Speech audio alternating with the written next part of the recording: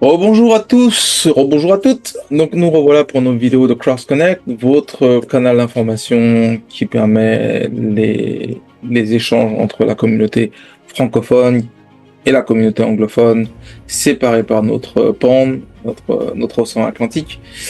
Et donc la communauté francophone avec la Belgique, la Suisse, la France, mais également l'incontournable continent de l'Afrique, au moins du moins l'Afrique de l'Ouest, où on parle français, mais également le reste de l'Afrique qui parle également anglais, puisque je publie aussi des vidéos en anglais.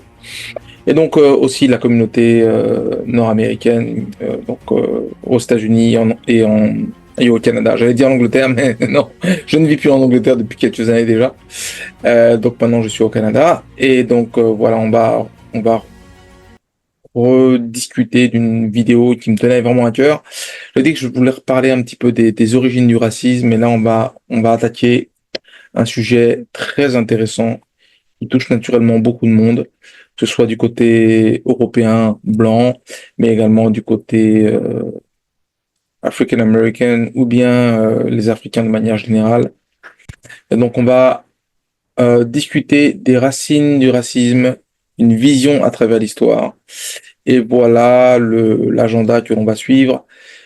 Qu'en est-il du racisme et de la discrimination dans l'Antiquité, civilisation notamment grecque, romaine et arabe, arabe avec un S naturellement, ce que j'aurais dû mettre avec un S, il y a plusieurs civilisations arabes qui sont particulièrement intéressantes, mais on va parler de manière générale. On va également regarder l'évolution du racisme, l'utilisation du code noir dans le système colonial français. Donc cette évolution de racisme à l'époque, on va dire quasiment de l'époque moderne, puisque c'est après 1492, donc on est vraiment à la période moderne. Et on va regarder après, on va regarder un peu plus le passage au racisme pseudo-scientifique et les théories raciales qui sont notamment liées avec le darwinisme social et l'évolution vers le colonialisme. Donc on quitte l'esclavage pour entrer dans la période du colonialisme. On va regarder également l'eugénisme, on va parler aussi également de l'eugénisme et ses impacts au XXe siècle. Là, on rentre vraiment dans une période qui est une période sombre pour moi de l'histoire, très sombre parce qu'on passe dans une période où on agit directement sur le subconscient des gens, et on va regarder un petit peu l'eugénisme, euh, également d'autres aspects comme les os humains. Comme je dis, les os, c'est ZOO. Donc vraiment les os, on voit des animaux normalement, on va voir des os humains. On va voir des gens qui sont exposés comme s'ils étaient des animaux ou des choses. Et on donnera un petit exemple, l'exemple de l'héritage colonial français du racisme aujourd'hui. Donc qu'est-ce que le racisme aujourd'hui en France, comment il s'exprime, la discrimination qui en est un des symptômes. Et donc, quel est l'héritage colonial français aujourd'hui? Qu'est-ce qu'il en est aujourd'hui? Quel est le prix que paye la France aujourd'hui et les ramifications de cela? Et on ira vers une conclusion qui sera une expression personnelle, mais qui n'est absolument pas de mettre le blâme sur qui que ce soit, mais d'avoir une vision beaucoup plus ouverte sur ce qu'est aujourd'hui comment le racisme aujourd'hui est perçu et comment je le perçois personnellement et quelle est pour moi la vision du futur. Ok. Alors oui, le sujet est un sujet à multifacettes. Faut être réaliste, ça va générer un certain nombre d'émotions de différentes parties. D'un côté, on a les descendants de l'esclavage qui sont nos frères qui sont en Amérique du Nord, notamment tout ce qui est African American aux États-Unis, mais également les gens qui sont d'origine d'Haïti et autres qui peuvent se sentir touchés par le sujet. J'ai quelques amis haïtiens et notamment aux États-Unis qui en fait sont très contents que je traite le sujet. J'ai relâché une vidéo aujourd'hui sur ce sujet en anglais. Pour ceux qui se sentent à l'aise en anglais peuvent la regarder. Maintenant, il y aura également les gens qui se sentent aussi touchés par l'héritage de l'esclavage, parce que il y a ceux qui naturellement en ont bénéficié. Il faut aussi être réaliste, c'est que l'esclavage a généré énormément d'argent. On parle de plusieurs trillions, pas de plusieurs milliards, on parle de plusieurs trillions qui ont été générés. Alors, faut comprendre, c'est le commerce triangulaire. Il y a le commerce triangulaire. Je vais expliquer ce qu'est le commerce triangulaire, mais également un moyen pour les États du Sud des États-Unis d'échapper à d'avoir une main-d'œuvre bon marché qui leur permettait d'écouler leurs produits plus facilement vers l'Europe, notamment vers l'Angleterre, vers le reste de l'Europe. Donc, on voit déjà qu'il y a une sorte de mercantilisme, de commerce triangulaire qui se met en place. Mais malgré cet ensemble d'émotions qui sont générées, il faut aussi regarder un petit peu plus en détail ce que veut dire le racisme, quelle est son évolution, et notamment donc le racisme lui-même, la discrimination, l'eugénisme. Et on peut penser que tous ces éléments sont des voies un petit peu parallèles, qu'il n'y a pas de point de convergence. Il y a un point de convergence. Il y a un point de convergence, mais une forme aussi de succession, d'évolution au travers du racisme. Vous allez comprendre que le racisme est un moyen détourné,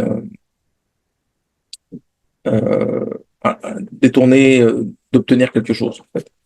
Donc, on verra que à travers le temps, il y a aussi différents mouvements philosophiques qui ont démontré quelques niveaux de misogynie et même de racisme, parce qu'on peut penser à Aristote, qui a une personnalité importante de la philosophie, on va dire, occidentale, qui avait certaines vues sur les femmes étant inférieures, à la fois par rapport aux hommes, à la fois physiquement et intellectuellement.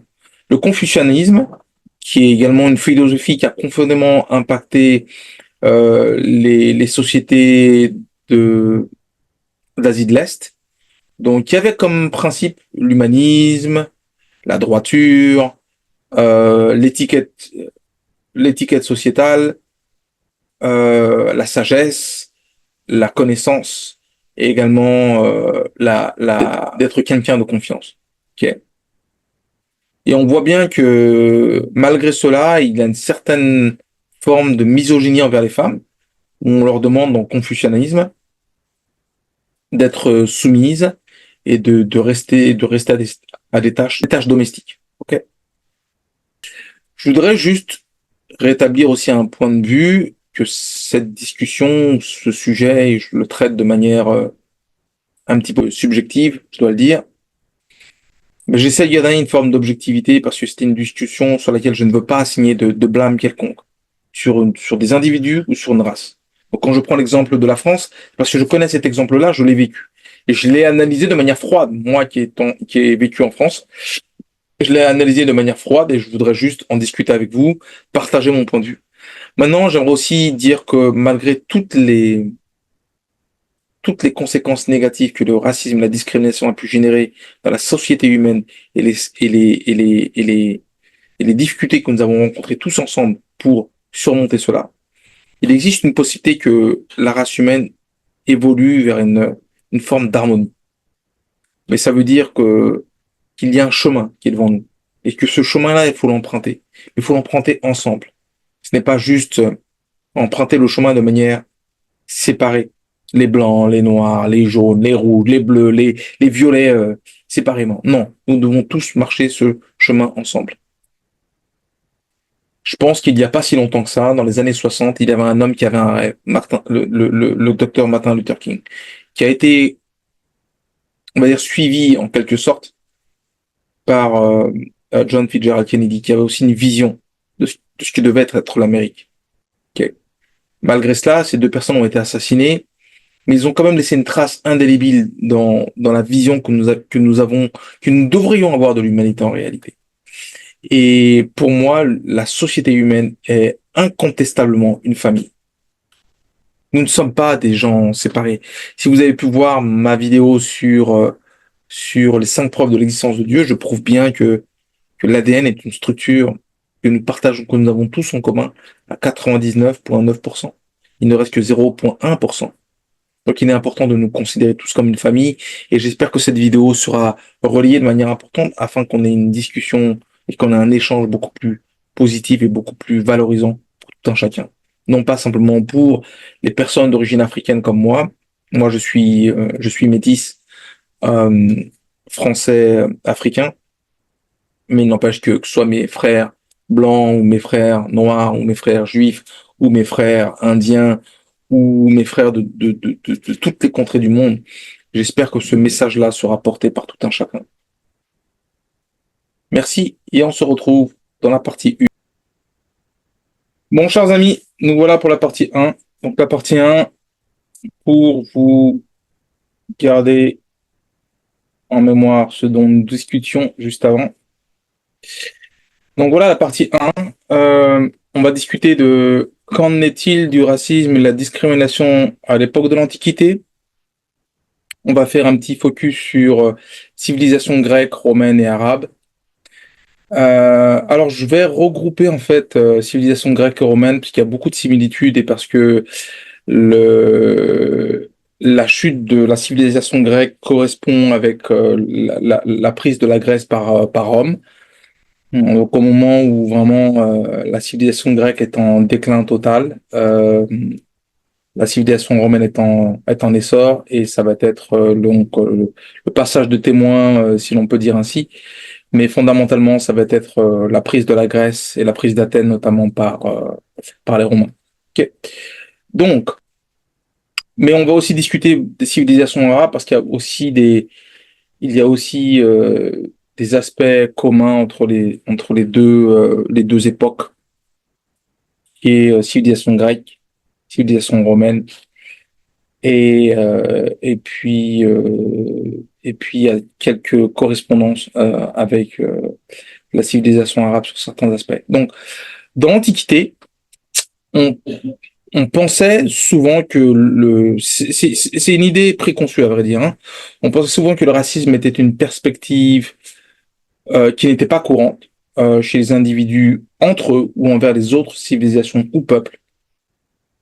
La vision dominante est que, en réalité, c'est que les anciens Grecs et Romains se distinguaient principalement entre ce qu'ils appelaient la civilisation, le monde civilisé, donc la Grèce, Rome, et la barbarie. Donc la barbarie, c'était des mondes différents. Okay. Ça veut pas dire qu'il n'y avait pas de civilisation, ça veut dire qu'il n'y a pas la civilisation dans l'avancée technologique comme ils l'entendaient, comme le raffinement, on va dire, dans l'art, dans même la musique, dans même la poésie et d'autres éléments qui se rattachent à la culture. Donc c'est plus le raffinement culturel qui est mis en considération par rapport à la barbarie qui est plus dans une logique d'affrontement et autres. Cela étant, cela définissait les différences ethniques et culturelles entre les deux côtés. C'est ce que je voulais expliquer en fait, c'est que cette différence, elle existait à ce niveau-là, au niveau culturel, même au niveau politique, le raffinement aussi, la compréhension politique, d'avoir une conscience politique fait qu'il y a un raffinement du côté de Rome et du côté de la Grèce. Okay. Mais il n'y a pas de préjugé racial. C'est ça qu'il faut comprendre, c'est que le préjugé racial de couleur de peau, d'ethnie ne rentre pas en considération. Il y a une analyse systématique des préjugés et stéréotypes selon la conception du racisme dans l'Antiquité classique qui a été faite par Benjamin Isaac, qui révèle que ce que l'on considère comme des fossés entre civilisation et barbarie, on pourrait définir ça comme du proto-racisme. Ok. Donc, ce que ça signifie, c'est qu'on pense que cette forme de racisme a inspiré les premiers auteurs modernes qui ont ensuite développé des concepts racistes plus connus. Ok. La recherche du proto-racisme dans les civilisations humaines anciennes comme Rome et Athènes était motivée par des distinctions vraiment culturelles, comme je le disais juste avant. Il n'y a pas que ça.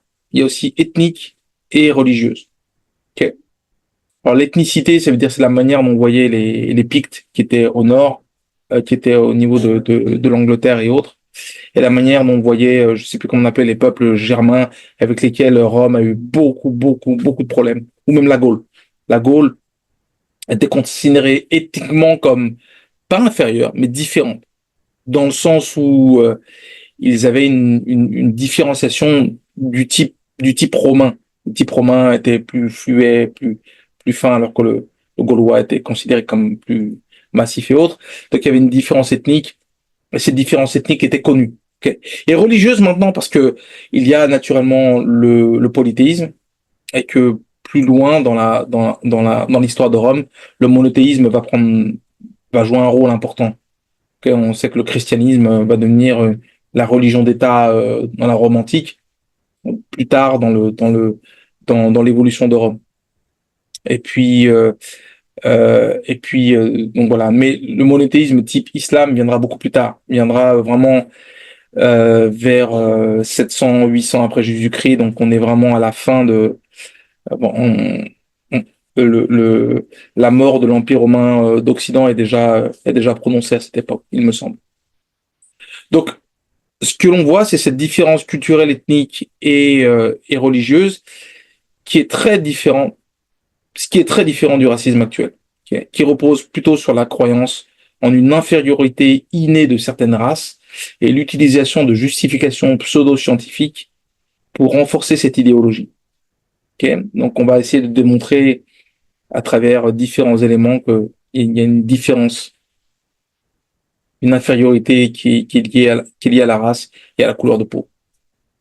Maintenant, peut-on affirmer que le racisme de l'époque était aussi répandu dans les civilisations humaines qu'aujourd'hui? Alors, vu que les Grecs, les Romains, ou même, j'imagine, bon, j'ai pas vraiment creusé un petit peu sur l'Égypte, mais même si on regarde l'Égypte ancienne, donc l'Égypte ancienne, c'est pas l'Égypte arabe, okay, c'est l'Égypte ancienne avant même le déluge. On n'a pas de vue très claire que la création des pyramides, faut pas se leurrer, hein. C'est pas 2500 ans avant Jésus-Christ, hein. C'est bien avant. C'est pas les Arabes qui l'ont fait. Ce sont pas les Égyptiens d'aujourd'hui qui l'ont fait. Les pyramides remontent bien avant à l'époque du royaume de Kémet. Bon, je pourrais faire une vidéo là-dessus, mais donc on voit bien que le fait que les Grecs et les Romains se distinguent en tant que civilisés, considérer les autres comme des barbares, il y a une distinction.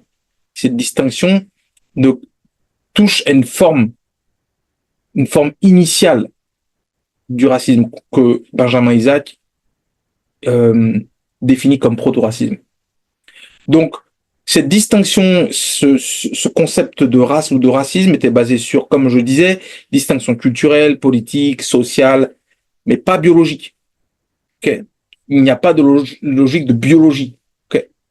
Donc la frontière, mais cette frontière, c'est pour ça qu'on parle de proto-racisme, parce qu'il y a une partie qui fait intervenir l'idée du racisme, l'idée de la différence ethnique, la différence de race, basée avant tout sur des aspects culturels, comme je le disais, religieux et sociales, mais cette frontière entre les sociétés civilisées et barbares est considérablement estompée par les interactions culturelles et les mariages mixtes qui créent des limites plus fluides dans cette relation. Donc, c'est un proto-racisme, mais il n'y a pas de racisme biologique. On ne considère pas l'autre comme fondamentalement inférieur. Il est différent. Il est différent dans sa mesure de civilisation, mais il n'est pas inférieur en tant qu'être humain. Donc le mariage mixte n'est absolument pas proscrit.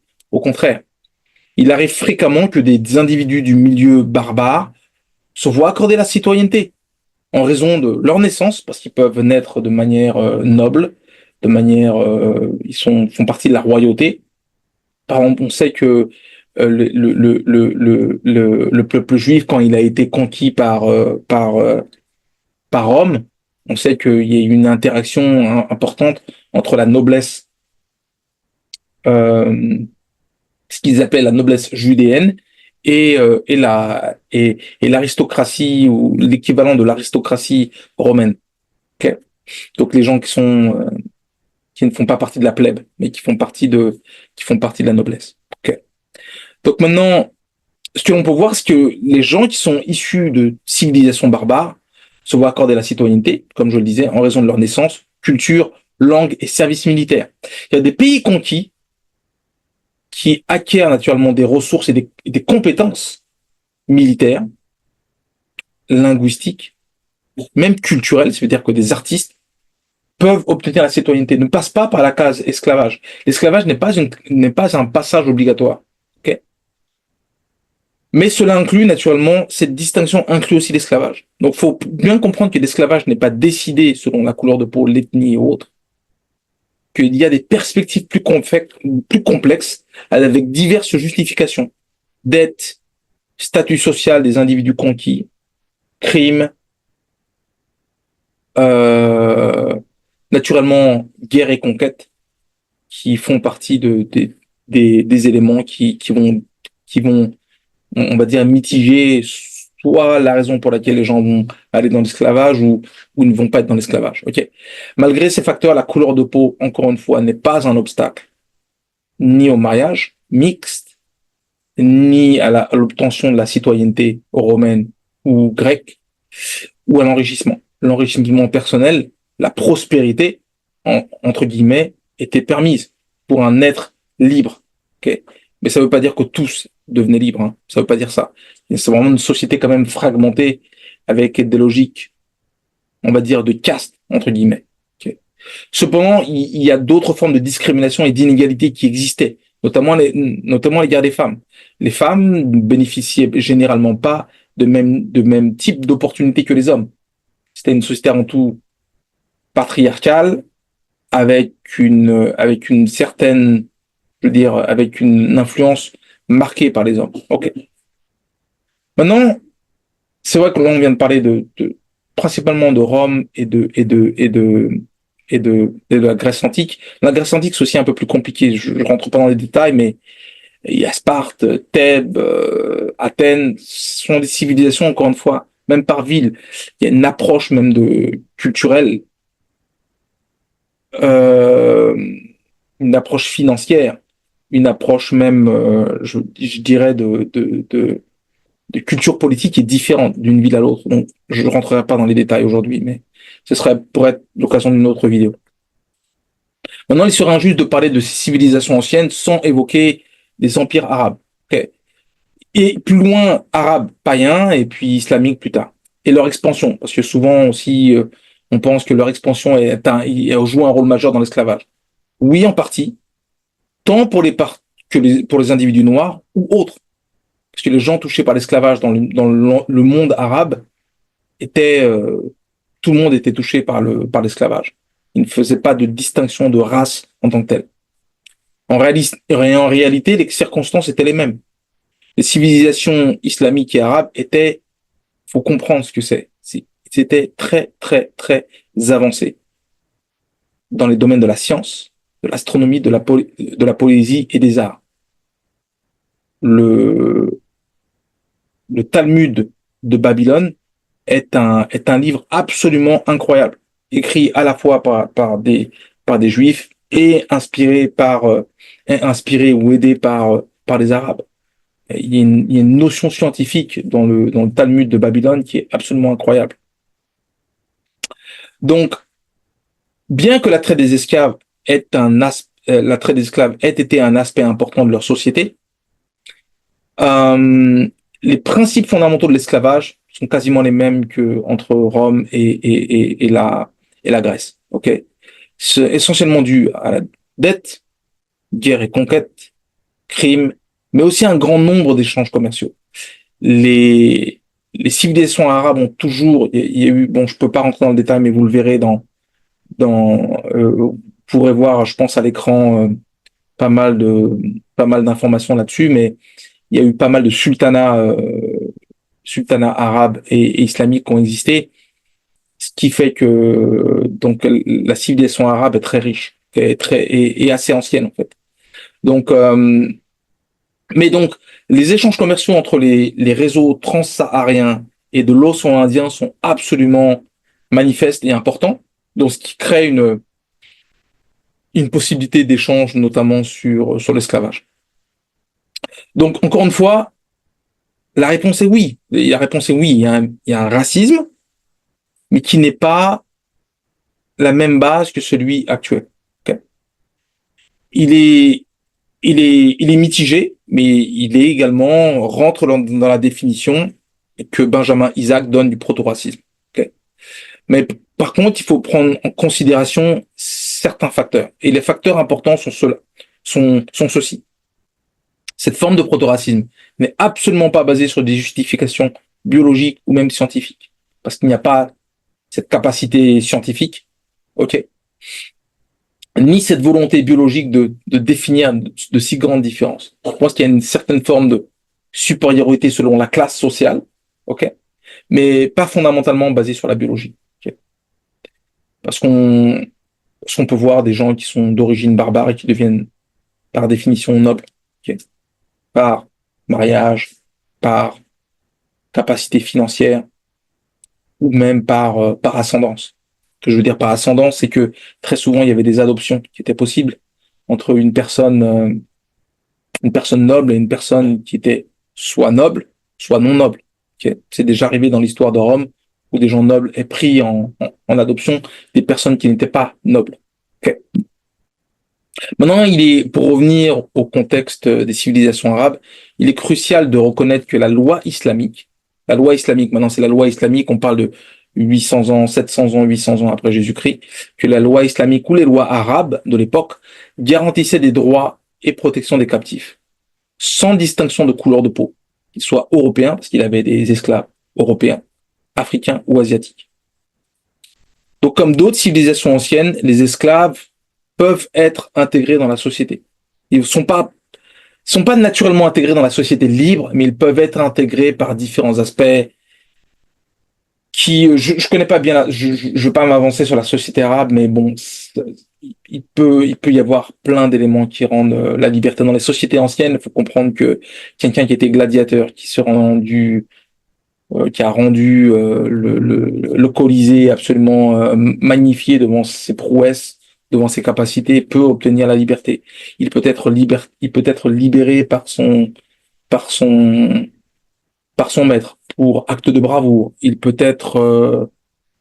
racheter sa liberté. Enfin, il y a beaucoup de possibilités. Il y a le mariage aussi qui existe. Certaines personnes qui étaient d'origine esclave peuvent se marier avec quelqu'un de libre et la personne rachète sa liberté. Il peut y avoir ça, c'est également. Donc, il y a plein de possibilités. Mais la liberté n'est pas donnée de manière systématique. Ce n'est pas parce on est esclave et qu'on passe 20 ans, 30 ans en tant qu'esclave que ça nous donne la possibilité d'être libéré. Ça, par contre, ça n'existait pas. Maintenant, ce segment de la vidéo, c'est pour démontrer quelque chose. Le proto-racisme et le racisme plus moderne ont en commun deux choses très importantes. Premièrement, la déshumanisation de l'autre et l'enrichissement au détriment de l'autre.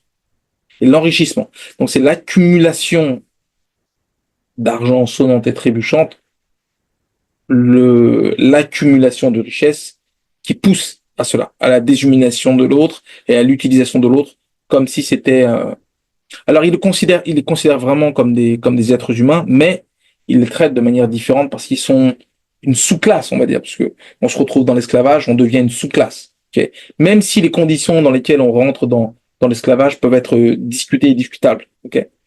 Mais il n'y a pas de justification biologique et d'infériorité liée à la race, qui pour moi amène un désastre social et humain. Il faut comprendre que c'est ce qui distingue vraiment le proto-racisme du racisme actuel. Où il y a un côté insidieux du racisme actuel de démontrer que l'autre est inférieur. Et est inférieur en quoi? Pour ceux qui ont suivi mes vidéos sur les 5 preuves de l'existence de Dieu, je démontre que dans l'ADN, il n'y a aucune forme de différence.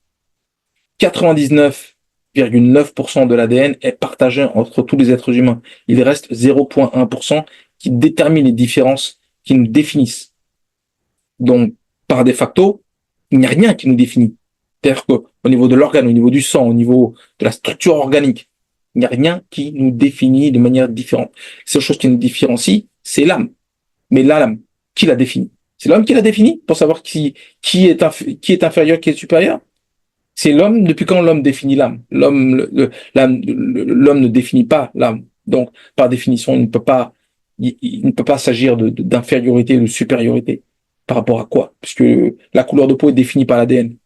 Il n'y a pas de lien avec l'âme. Donc, c'est pour ça que ce principe-là ne rencontre pas de base, ne rencontre pas de base solide. Scientifiquement, ça ne fonctionne pas. Okay. En plus des racismes anciennes du racisme moderne, la qualification du racisme évoluera naturellement vers des procédés pseudo-scientifiques, à la fois systémiques, ok? Je vais expliquer tout ça, le côté systémique de l'époque moderne, ok? Qui est très intéressant. Et le côté systémique du côté pseudo-scientifique basé sur d'autres concepts qui mèneront inévitablement à l'eugénisme et la discrimination étatique. Cette discrimination peut être soit ouvertement affichée, comme dans l'Allemagne nazie, ou en Afrique du Sud pendant l'apartheid, ou une ségrégation officielle comme aux États-Unis avant le mouvement des droits civiques. Donc on voit que le racisme commence avec le proto-racisme, qui prend sa base, que le racisme moderne prend sa base dans le proto-racisme et le développe de manière à donner une approche à la fois structurelle, systémique, et qui évoluera vers des principes pseudo-scientifiques. Et c'est ce qu'on va voir juste après dans la partie 2. Donc merci pour votre intérêt, et je vous retrouve dans quelques minutes pour la partie 2. Chers amis, nous revoilà pour la partie 2. Donc pour la partie 2, pour récapituler, dans la partie 1, nous avons survolé l'Antiquité pour donner une base d'explication de ce qu'est le proto-racisme. Donc cette version précoce du racisme qui prend en considération la distinction qui est faite dans l'Antiquité entre deux pans de la civilisation importante, c'est la civilisation elle-même, l'évolution technologique, et puis le barbarisme. Ceux qui sont pas du comté civilisé, c'est-à-dire la Grèce antique, la Rome antique. On peut même prendre en considération l'Égypte, parce que l'Égypte a été aussi une référence pour les Grecs et sera aussi une base de réflexion pour les Romains. Okay. Et donc, on voit cette analyse de Benjamin Isaac qui est très intéressante sur l'Antiquité et c'est ce que vous voyez en image ici, là, cette vision de l'Antiquité et du proto-racisme. Maintenant, ce qu'on va aborder dans la partie 2, c'est moi partager mon écran. C'est l'évolution du racisme vers une vision structurelle et idéologique et l'utilisation du code noir dans le système colonial français. C'est ce qu'on va aborder aujourd'hui, qu'on va aborder maintenant dans la partie. Maintenant, ce qui est important de récapituler, c'est les différentes étapes de l'histoire humaine. Donc, il y a l'Antiquité qui se passe avant Jésus-Christ, mais qui dépasse un petit peu l'étape de Jésus-Christ, l'étape très importante de Jésus-Christ, qui va jusqu'en 476. Donc, l'Antiquité remonte jusqu'en 476. 476 après Jésus-Christ, qui indique la fin de l'Empire romain d'Occident. Maintenant, le Moyen-Âge commence environ 400-500 ans après Jésus-Christ pour continuer jusqu'en 492. Pourquoi 492? C'est la découverte par Colomb de l'Amérique du Sud. Il y a aussi des grandes découvertes scientifiques qui permettent de passer à un nouveau cycle. Ce nouveau cycle, on appelle ça l'époque moderne. Donc de 492 au XVIIIe siècle jusqu'à la Révolution américaine ou la Révolution américaine 1748 ou la Révolution française en 1789. Donc ça, c'est l'époque moderne. Après à partir de l'époque de 1789 jusqu'à nos jours aujourd'hui, c'est ce qu'on appelle l'époque contemporaine. Et donc, ces trois étapes-là voient trois formes de racisme. Proto-racisme, le racisme structurel et institutionnel, mais également idéologique dans l'époque moderne. Et on voit le racisme pseudo-scientifique à l'époque contemporaine. Okay. Donc maintenant, on est dans la partie 2, on est dans la partie du racisme structurel, institutionnel et idéologique. Donc, on franchit le seuil du XVIe siècle. Nous entrons dans l'ère du commerce triangulaire. Commerce triangulaire qui est synonyme de l'esclavage des Africains, dans le sens où le commerce triangulaire voit les esclaves venant d'Afrique vers l'Amérique du Nord, l'Amérique du Sud, pour repartir vers l'Europe avec des denrées qui sont produites par les esclaves. Okay. Maintenant, bien que ce siècle du XVIe siècle marque les prémices de cette tragédie humaine qu'est l'esclavage, c'est au XVIIIe siècle que l'esclavage atteindra son apogée. C'est là où on sait aujourd'hui avec les chiffres, 15e siècle, du XVIe siècle jusqu'au XVIIIe siècle, on voit il y a les échanges financiers qui sont estimés, on parle de 20 trillions de dollars qui ont été générés par l'esclavage et le commerce triangulaire. Donc des fortunes se sont établies sur ces échanges. Ok. Donc, malgré la condamnation de cette pratique inhumaine par la Révolution française, la Révolution française abolira l'esclavage en 1794. Ok. Paradoxalement, Napoléon Bonaparte, ce grand dictateur, cette grande figure française, n'est-ce pas, soucieux de renflouer les caisses de l'État et de se remplir les poches parce que c'était un homme extrêmement corrompu, naturellement, et comme beaucoup d'hommes politiques français, hein, ils ont perpétué une tradition naturelle. Napoléon Bonaparte rétablit l'esclavage en 1802. Okay. Et finalement, il sera totalement aboli en 1848. Mais maintenant, revenons un petit instant sur le XVIe siècle. Une époque où l'Église catholique jouait un rôle central dans la vie sociale, intellectuelle, morale et politique. Elle servait de référence pour interpréter le monde naturel et l'ordre social. Okay. L'ordre social, ça veut dire j'écrase tout le monde et je dicte mes conditions. Plusieurs éléments de la doctrine catholique de l'époque peuvent être mis en perspective pour l'esclavage. Okay. Premièrement, la hiérarchie des êtres. L'Église catholique, tout en affirmant l'égalité fondamentale de tous les êtres humains devant Dieu, a souvent hiérarchisé les êtres vivants. Il place l'homme au sommet de la création. Okay. Mais il y a une vision hiérarchique et elle ne visait pas simplement à justifier l'esclavage, mais elle pourrait être instrumentalisée ou utilisée pour hiérarchiser les sociétés humaines. Donc, il y a pas de définition claire. Qui est au top de cette hiérarchie n'est pas clair. Donc, ça laisse tout ouvert à interprétation. Deuxièmement, la loi naturelle. L'Église catholique a développé la notion de loi naturelle, un ordre divin inscrit dans la nature humaine et la société. Cette loi a servi à justifier les structures sociales existantes, y compris les inégalités. Ça veut dire qu'on va partir du Moyen Âge et après la période de Charlemagne, on voit l'établissement d'une noblesse, d'une aristocratie et de trois castes, on va appeler ça comme ça, ou des classes sociales. Donc, la noblesse et l'aristocratie, ou l'aristocratie, le clergé et le tiers-état. Le tiers-état représente un melting pot du reste de la société. Le top de la noblesse et le clergé représentent quoi, un 4 à 5% de la population et le tiers-état représente 95-96% de la population. C'est ça que ça veut dire. Donc, si la loi naturelle n'explicite pas ou n'approuve pas explicitement l'esclavage, elle fournit un cadre théorique qui pourrait être utilisé pour légitimer l'esclavage. On ne dit pas qu'on veut permettre l'esclavage, ce serait inhumain, surtout pour l'Église catholique, mais on laisse les choses en suspens, sans préciser clairement. Il y a une mission d'évangélisation, ça c'est le troisième point, la mission d'évangélisation. Le désir de convertir les païens a souvent été associé à des projets de colonisation et d'exploitation des terres et des populations, ce que l'on voit naturellement après 1492 et avec Christophe Colomb, on voit une colonisation de l'Amérique du Sud et littéralement un génocide des Indiens, des anciens, des descendants des Incas et des Mayas. Bien que l'Église ait prôné le respect de la dignité humaine, la pratique est totalement différente, notamment dans les colonies où l'esclavage était généralement répandu.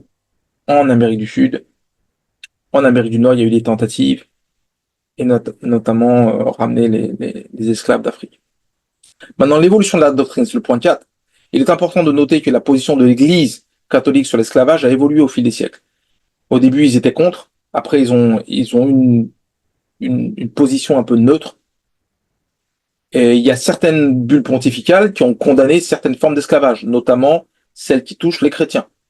Mais l'Église n'a jamais été ferme dans sa condamnation de l'esclavage des non-chrétiens. En fait, cette position neutre leur permettait de pouvoir notamment négocier avec les civilisations arabes ou autres, de négocier le rachat de la liberté de certains esclaves chrétiens. Ces éléments tous pris en considération suggèrent que la doctrine catholique, tout en ne justifiant pas explicitement l'esclavage, comme je le disais, a pu fournir un cadre intellectuel, politique moral et religieux qui a été utilisé par certains pour justifier l'esclavage.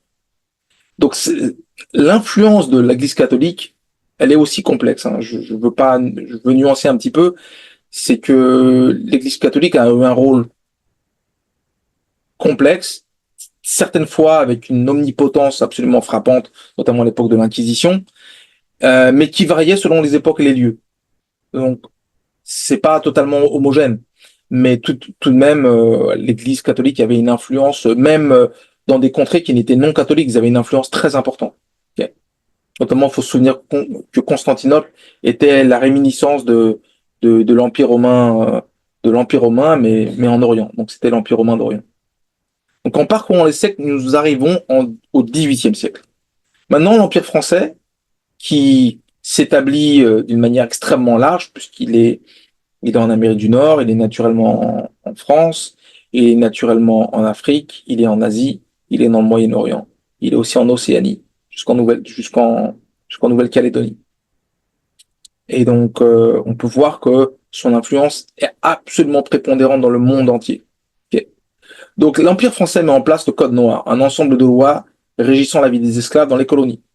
Ce code, loin de reconnaître la pleine humanité des esclaves, il les soumet à un régime de ségrégation et d'exploitation sans précédent. C'est-à-dire qu'on ne traite plus les gens on traite plus les gens comme des personnes, mais comme des biens. Le Code noir nie aux esclaves les droits fondamentaux de tout être humain, les considérant absolument comme des biens, comme je le disais juste avant, plutôt que comme des personnes. Ils imposent une conversion forcée au catholicisme, tout en limitant l'accès aux rites et sacrements catholiques. Notamment, le mariage entre esclaves est interdit. Pourquoi? Parce que le mariage s'effectue devant Dieu, devant une sommité divine, et on ne peut pas permettre à des individus qui sont considérés comme des biens de se marier devant Dieu, parce qu'on les considère comme des choses.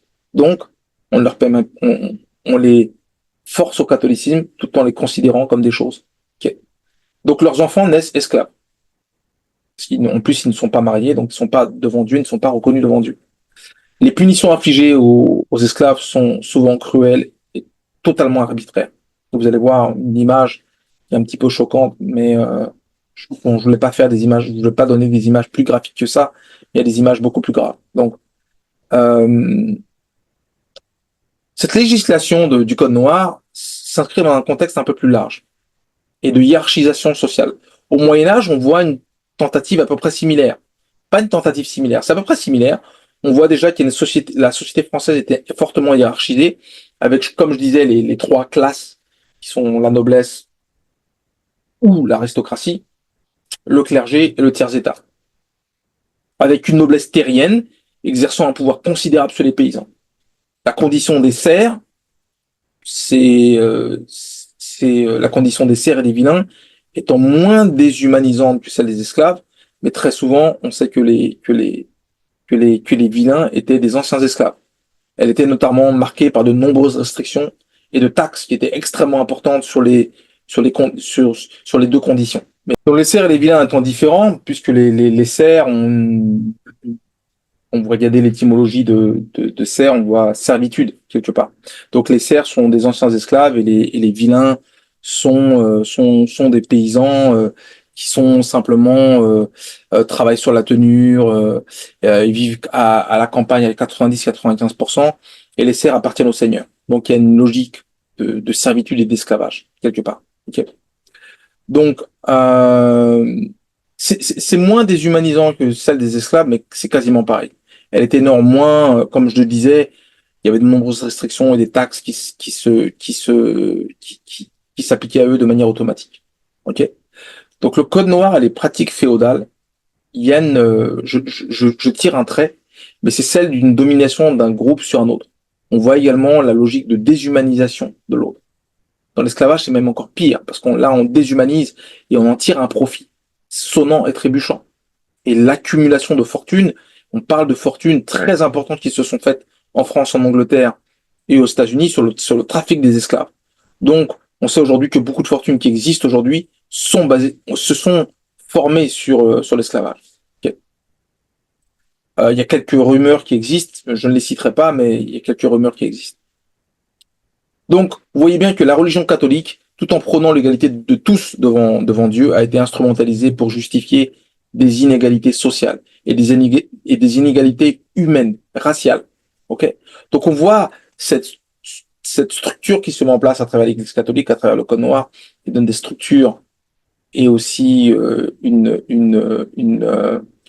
de manière institutionnalisée, mais également qui laisse évoluer une idéologie raciale.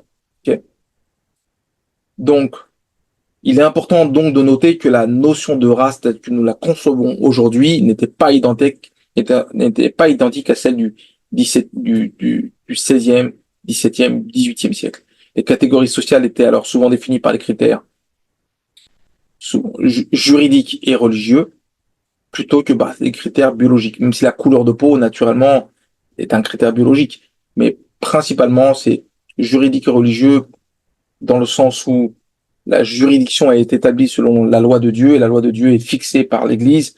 Et donc, les nations se basent sur un fondement religieux pour baser la loi. Okay. Donc, en conclusion, on peut voir que le Code noir et les pratiques féodales témoignent d'une longue histoire de hiérarchisation sociale et d'exploitation qui s'exerce d'abord en France et en Europe dans des conditions de hiérarchisation sociale et d'exploitation. Et là, on voit par contre avec les esclaves, c'est une hiérarchisation humaine d'exploitation. Et ces systèmes ont servi à déshumaniser des groupes entiers de personnes, justifiant ainsi leur asservissement. Il est essentiel de comprendre ces mécanismes pour mieux saisir en fait les enjeux actuels des luttes contre les discriminations. Mais il faut comprendre que ces éléments de création de fondements sur un racisme institutionnel, structurel et idéologique sont basés sur du vent. Il n'y a rien qui le justifie. Absolument rien. Simplement de l'invention. C'est de l'interprétation des textes bibliques que l'on fait pour justifier l'esclavage. Donc, ce que je voulais démontrer dans mon analyse, c'est l'évolution d'un proto-racisme vers un racisme plus structuré et idéologisé, ayant pour but de justifier les pratiques terribles et inhumaine comme l'esclavage. Cette évolution trouve un écho dans l'histoire de la société française et internationale, où les systèmes de hiérarchisation sociale du Moyen-Âge à la Révolution, mais aussi aujourd'hui, continuent à légitimer des inégalités profondes, parce qu'on est toujours dans une époque moderne. Les gens sont toujours marqués par cette vision ou cette classification qui est donnée par rapport aux gens qui ont une couleur de peau différente et qui ont une origine différente. Donc, ma, ma vision, c'est de connecter les deux éléments ensemble, cette hiérarchisation sociale et cette hiérarchisation humaine. Pour moi, je trouve ça assez pertinent de lier les deux. Comme ces deux systèmes du Moyen-Âge et de l'esclavage reposent sur une hiérarchisation rigide des individus fondée sur des critères sociaux, économiques ou supposés naturels, et donc religieux. La religion donc joue un rôle important en légitimant cet ordre social ou humain en le présentant comme une expression de la volonté divine. Vous vous rendez compte du, du, du côté satanique dont l'Église catholique a fait preuve. C'est ça que je veux mettre en avant. C'est l'utilisation de la religion comme un fondement sur des choses qui n'ont aucun sens humainement parlant. Donc maintenant, ce qu'on verra dans la partie 3, on verra cette évolution maintenant vers un racisme plus systémique qui s'accompagne d'une tentative de le justifier par des arguments purement fallacieux ou des éléments pseudo-scientifiques que je vais démonter et que je vais aussi vous démontrer comme quoi ces éléments sont fallacieux et qui mènera à quelque chose d'extrêmement sombre qui s'appelle l'eugénisme, que j'évoquerai dans la partie 3. Et avec un exemple, je vous donnerai un exemple après dans la partie 4, qui sera assez frappant. Okay. Donc voilà, ce que je pourrais vous dire aujourd'hui sur la partie, ce que je veux dire pour la partie 2. On se retrouve dans la partie 3. Okay. Chers amis, nous revoilà pour la partie numéro 3. Nous avons fini la partie numéro 2 précédemment, dans laquelle nous avions abordé le passage du proto-racisme au racisme de l'époque moderne.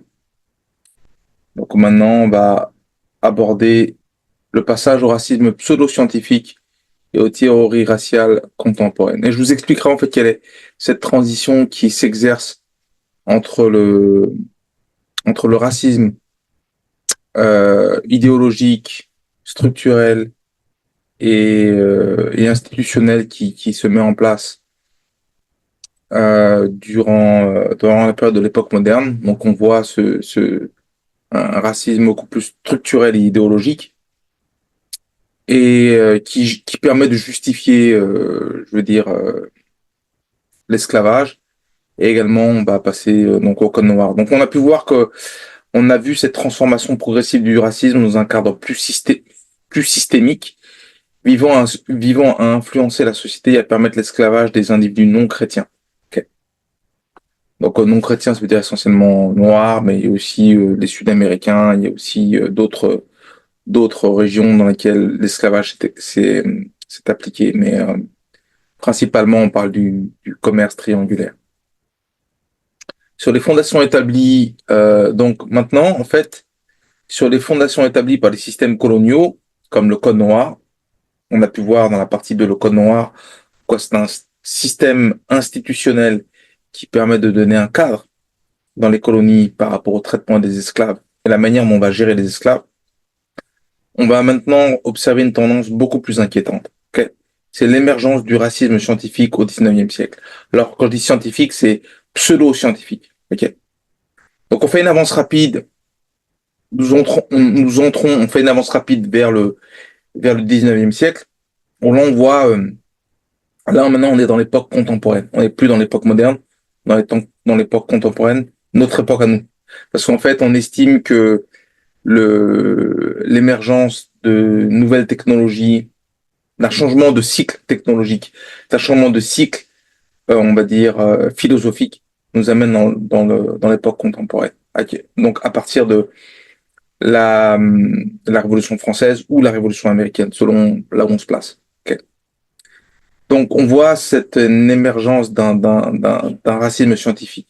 Si on regarde vraiment, on entre dans une période où il y a une pseudo-science qui est utilisée pour légitimer les hiérarchies raciales et justifier la discrimination au moyen de prétendues recherches biologiques et anthropologiques qui sont soi-disant objectives, mais qui sont de nature de l'époque moderne et qui arrivent très spécifiquement au 19e siècle. Alors pourquoi? Je vais expliquer pourquoi rapidement avant d'expliquer c'est quoi ces théories pseudo-scientifiques. Le commerce triangulaire, donc le marché des esclaves qui rapportait énormément d'argent, comme on a pu voir, on parle de vingtaines de trillions qui ont été générés durant la période du commerce triangulaire, y compris dont l'esclavage était une grande partie. Donc on a pu voir que ce marché-là est en train de se tarir. Il est en train de mourir. Pourquoi? Parce que les sociétés modernes considèrent que c'est vraiment inhumain, que ça ne peut pas continuer. On ne peut pas continuer à traiter des êtres humains comme nous d'une manière aussi inhumaine.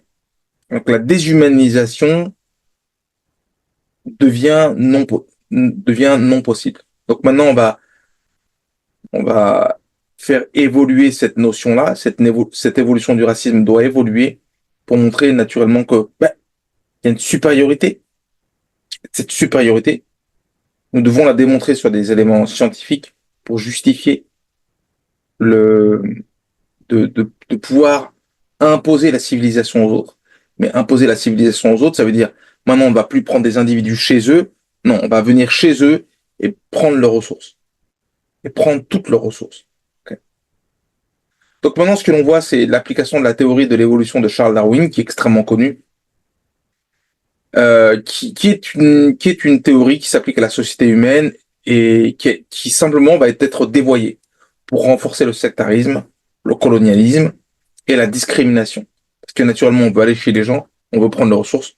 On ne veut pas, naturellement, que les traiter de manière équivalente. Donc, nous sommes différents.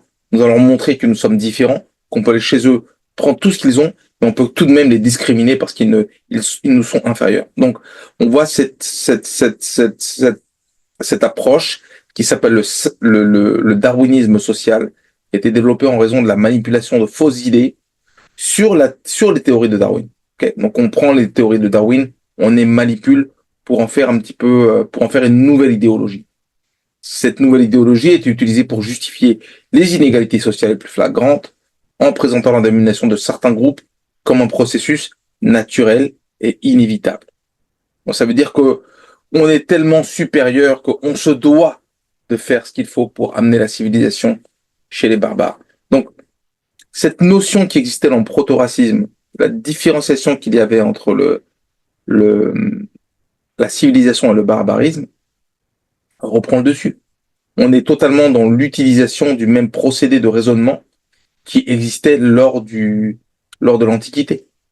Sauf que l'Antiquité, il n'y avait pas de différenciation biologique. Là, on essaie de démontrer qu'il y a une véritable différence, à la fois biologique et anthropologique, comme je le disais précédemment. Donc, on essaie de manipuler l'idée, mais pas uniquement dans un cercle fermé.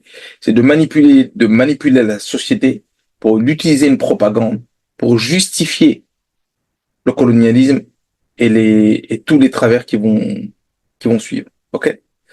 Donc, l'application de la théorie, donc le darwinisme social, comme je le disais, est né d'une mauvaise interprétation des théories de Darwin, d'une malversation des théories de Darwin. Il s'agissait essentiellement d'une réévaluation déformée de sa recherche. C'est déformé. C'est-à-dire c'est bien une manipulation. Ce n'est pas une interprétation, c'est une manipulation. Donc, premièrement, quels sont les principaux éléments? Premièrement, les darwinistes sociaux prétendent que le concept de survie du plus apte justifie moralement l'affirmative selon laquelle certaines races sont intrinsèquement supérieures en termes de pouvoir et de richesse. Si nous sommes plus riches, nous sommes plus puissants. Nous sommes donc sommes donc naturellement supérieurs et méritent donc de dominer les autres. Il s'agit d'une distorsion manifeste du concept biologique de Darwin qui décrivait le processus naturel de l'évolution dû au changement contextuel. Donc ça veut dire on a l'environnement, on a la compétition, on a l'adaptation à un environnement nouveau. Mais mais sans application morale, il n'y a pas de justification morale. Il y a simplement une adaptation de l'homme qui est forcé de s'adapter à l'environnement qui change devant lui. Et pour survivre, il surmonte les difficultés qui sont en face de lui. Ce que l'homme a fait partout, et on sait que l'origine de l'humanité provient de l'Afrique. Donc, dire que la civilisation blanche est plus importante ou supérieure aux civilisations africaines est absolument faux. Deuxièmement, certains darwinistes sociaux ont soutenu que certaines ethnies étaient biologiquement inférieures et vouées à la domination. Donc, ils sont voués à être dominés. Un concept connu sous le nom de supériorité raciale innée. Là encore, c'est une interprétation totalement erronée du travail de Darwin, qui n'a jamais abordé les races humaines, les races humaines avec une perspective hiérarchique. Troisièmement, les darwinistes sociaux se sont opposés au programme de protection sociale, car ils pensaient que cela interférerait avec l'ordre naturel.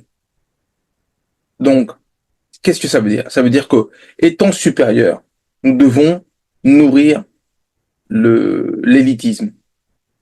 Tout ce qui se trouve en dessous de l'élite doit se débrouiller, faire face aux difficultés eux-mêmes sans aide quelconque.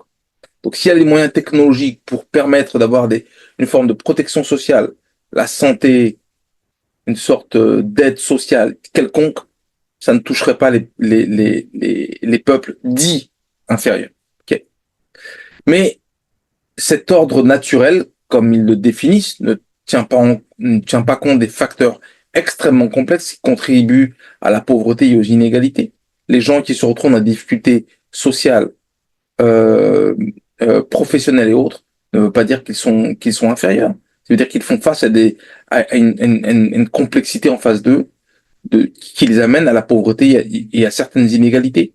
Donc cet argument est fondé sur le concept toujours de la survie du plus apte, qui est le premier argument qui est mis en avant. Okay. Donc, les conséquences du darwinisme social sont désastreuses et se font encore sentir aujourd'hui. C'est-à-dire que la mentalité que l'on retrouve dans l'Occident aujourd'hui, c'est exactement ce qui s'applique dans la théorie comme quoi euh, certaines races sont plus évoluées que d'autres, que certaines races sont supérieures à d'autres. Mais il n'y a pas de race supérieure à d'autres. J'ai pu le démontrer durant ma vidéo sur les 5 preuves de l'existence de Dieu, où je montrais la structure de l'ADN. La structure de l'ADN démontre bien qu'il y a une structure de base où les humains partagent 99,9% d'un ADN en commun, d'une structure génétique en commun. Cette structure génétique ne permet de séparer les humains qu'à 0,1%. Donc si on dit que l'élément différenciateur est l'âme, mais qui définit l'âme? Ce sont les humains. Ce sont ces civilisations supérieures qui définissent l'âme.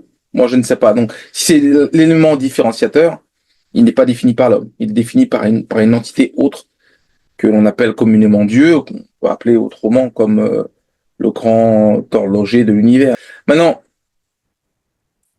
aujourd'hui, le darwinisme social a laissé des cicatrices extrêmement profondes dans les sociétés occidentales. Parce que je vais relater un exemple que je vais prendre dans la partie 5, mais ça a créé une sorte de notion d'entre-soi, une notion de consanguinité qui va amener un délabrement de la société occidentale. Euh, et donc qui a contribué à légitimer des siècles de racisme, de colonialisme et d'impérialisme, qui a des effets directement dans les sociétés occidentales. Parce que dans les sociétés occidentales, il y a beaucoup de gens issus de l'immigration, issus des colonies, qui aujourd'hui sont traités largement différemment des gens qui sont natifs ou blancs, si vous préférez. Donc les peuples issus des colonies de l'immigration sont particulièrement touchés par cette idéologie naturellement qui a servi à justifier leur exploitation et leur oppression. Le darwinisme social, en déformant les théories de Darwin, a ainsi fourni une justification pseudo-scientifique à des idéologies racistes et impérialistes. Ces conséquences désastreuses laissent toujours des traces dans l'histoire de l'humanité. Pour moi, cette période qui est une période courte, hein, enfin finalement quand on regarde l'Antiquité jusqu'à maintenant, quand on regarde l'histoire de la Terre, c'est 5, 4, 5 milliards d'années. On est sur une période la période qu'on a relatée de l'Antiquité, au Moyen Âge, l'époque moderne, l'époque contemporaine, on est sur 1500 ans.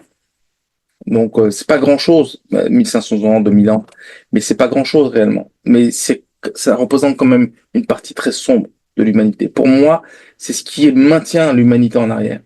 Au lieu que l'humanité se voit comme une confrérie, comme une communauté globale, on se voit toujours avec une différenciation de race, ce qui prouve que l'être humain aujourd'hui est extrêmement limité psychologiquement et philosophiquement dans sa notion à comprendre qui il est et comment il peut évoluer en tant que société et communauté. Aujourd'hui, on ne travaille pas pour le bien commun, on travaille pour un bien extrêmement restrictif de race, de groupe ethnique, ce qui n'a absolument aucun sens. Quand on considère qu'une personne qui est en Australie peut donner du sang à une personne qui est en Norvège, et que ils peuvent même quelqu'un qui vit à Hong Kong aujourd'hui peut sauver quelqu'un qui se trouve en Finlande, ce qui prouve bien que la race humaine est une communauté. On voit cette lutte, je veux dire incessante qui se passe euh, en Israël entre les Israélites et les Gazaouis, c'est absolument innommable. Moi, ça me fend le cœur de voir ça. Ça me fend le cœur de voir ça. Donc, voilà, cette perversion de la science ouvrira la voie à quelque chose d'extrêmement sombre qui va s'appeler l'eugénisme, qui va ramener un peu plus de noirceur dans tout ça. C'est ce que nous verrons dans la partie 4. L'eugénisme est un mouvement qui visait à améliorer la race humaine en contrôlant la reproduction, en s'appuyant sur les mêmes idées fausses de la hiérarchie des races. Les eugénistes ont prôné des politiques de stérilisation forcée, qu'on a pu voir en Amérique du Nord, qu'on a pu voir en Europe, qu'on a pu voir à différents endroits, de ségrégation raciale qui va donner le pli à ce qui va se passer dans la ségrégation raciale aux États-Unis, à l'apartheid en Afrique du Sud, et qu'on a pu voir de manière un petit peu cachée en France, dont je vais parler dans la partie numéro 5. Okay. Et dans les cas les plus extrêmes, on parle de génocide. Alors là, c'est le pire du pire. C'est qu'on met dans la tête qu'une ethnie à une autre, on est supérieur, ce qui va amener à l'Allemagne nazie, qui va s'appuyer fortement sur l'eugénisme et qui va utiliser ces raisons-là pour faire le génocide juif qu'on appelle l'Holocauste et qui est aussi une trace indélébile sur l'histoire de l'humanité. Et pour moi, bon, voilà, on est sur une partie extrêmement sombre de l'histoire et ce qui prouve la petitesse de la race humaine actuellement, pour moi, c'est ça. Donc, dans la partie suivante, on regardera les liens étroits entre le darwinisme social et l'eugénisme, et nous analyserons les conséquences de ce mouvement sur les sociétés occidentales du XXe siècle, dont je donnerai un exemple dans la partie numéro 5, avant de donner ma conclusion à la partie numéro 6. Merci beaucoup. On nous revoilà pour la partie 4. Donc, la partie 4, nous allons aborder, donc, laissez-moi partager mon écran. Nous allons aborder l'eugénisme et ses impacts au XXe siècle. Donc c'est une partie, vous allez voir, qui va représenter une accélération, un socle dans le côté sombre que je décrivais auparavant. Et donc voilà, mais ça va être très intéressant de voir quel est le côté extrême que cette tentative de démontrer, d'utiliser une pseudo-science pour déterminer euh, la, la supériorité et l'infériorité de certaines races. On parle l'eugénisme apparaît au 19e siècle et quel impact cela aura au 20e siècle et naturellement jusqu'à nos jours au 21e siècle. Okay. Donc au fil des différentes parties que l'on a examinées ensemble jusqu'à présent, on a un récit qui s'impose un petit peu à nous. Nous avons les origines anciennes du racisme, proto-racisme, comme défini par Benjamin Isaac, l'ère coloniale et la codification du racisme, l'émergence d'un racisme pseudo-scientifique et dans son aspect le plus sombre, qui est donc la partie 4, l'eugénisme, et la discrimination d'État, parce que les deux vont ensemble. Okay. Donc à partir du moment où on a un eugénisme, on détermine on utilise une pseudo-science pour déterminer que certaines races certaines ethnies sont valides, d'autres ne sont pas valides pour vivre l'une à côté de l'autre. Donc, une discrimination des actes qui est soutenue en réalité par l'eugénisme. Donc, je vais avec humilité décrire l'eugénisme et tenter d'illustrer comment il a pu être lié à l'Holocauste, causé par les nazis envers les juifs, et se traduire par une forme plus actuelle du racisme. Qu'est-ce qui est imprégné dans la tête des gens qui justifient une forme de supériorité quelconque, qui n'est pas absolument pas soutenue par une forme de science ou d'analyse scientifique. Okay. Donc je n'ai guère de plaisir à aborder ce sujet, car je suis convaincu que l'humanité est une fraternité, que nous devions tous être traités avec égalité, empathie et amitié, et peu importe nos croyances religieuses, ou race, ou origine, ou race, ou ethnie, car nous en avons tous deux liens qui sont communs à tout un chacun, qui sont extrêmement importants. Premièrement, cette magnifique planète bleue et une structure génétique commune. Cette structure génétique commune, comme on l'a pu voir à plusieurs occasions, j'ai pu remontrer cette image de l'ADN, structure génétique en commun, que nous avons à 99,9%. La seule différence qui nous permet de nous définir en tant qu'être humain, c'est 0,1%. Okay. Donc, il faut comprendre que l'eugénisme a été largement rejeté lorsqu'on considère plus que la simple utilisation des mots. Ça veut dire que l'eugénisme est un mot qui peut ne pas choquer, mais la manière dont il est abordé et mise en perspective euh, ont effectivement provoqué des effets et un impact qui sont extrêmement profonds. comme je l'ai dit précédemment. Encore une fois, j'ai aucun plaisir à discuter de ce sujet. C'est un sujet que je préfère ignorer, sincèrement. Mais si on parle du darwinisme social, il faut qu'on parle de la perspective de l'eugénisme. Donc c'est pour ça qu'il est crucial d'aborder ces questions-là, notamment dans la partie 3, on avait le darwinisme social et l'eugénisme pour comprendre ce qu'est le racisme d'aujourd'hui. Okay. Donc, qu'est-ce qu'est l'eugénisme? Ou comment l'eugénisme est abordé? Donc, l'eugénisme est une pseudo-science qui est aujourd'hui discréditée, qui visait à améliorer la population humaine par la sélection génétique. Okay. Elle repose elle repose sur une coupe. Elle repose sur la même logique erronée que le préjugé ou le racisme scientifique. Okay. Mais elle va encore plus loin, car s'il était possible d'influencer la composition des génétiques, donc l'ADN, des générations futures, en, en favorisant la reproduction des individus considérés comme aptes, racialement supérieurs, et en excluant ceux considérés comme inaptes, racialement inférieurs, en substance, on pourrait obtenir une race d'élite. Okay. C'est un petit peu ça l'idée. En substance, les principes fondamentaux de l'eugénisme préconisent la supériorité de certaines races. Okay. L'hérédité des caractéristiques et la sélection génétique qui en découlent.